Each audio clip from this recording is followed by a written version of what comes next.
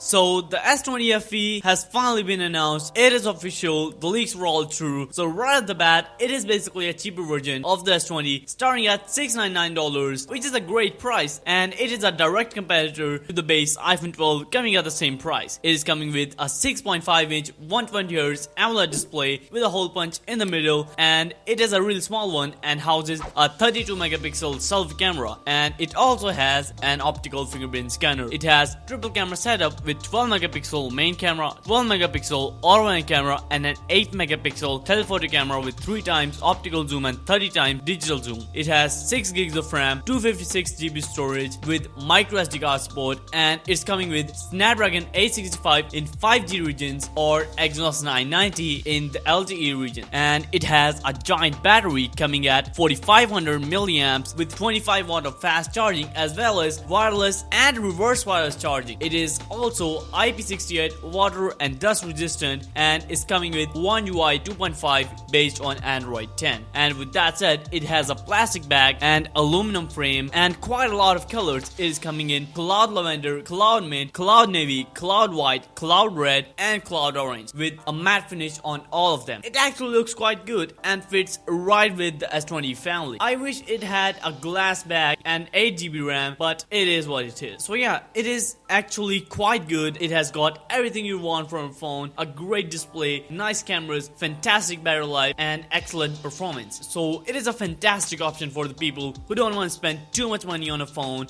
and the pricing really suits it, and it is absolutely worth it. Thanks for watching. Subscribe if you want to see more of this stuff, and I will catch you guys in the next vid.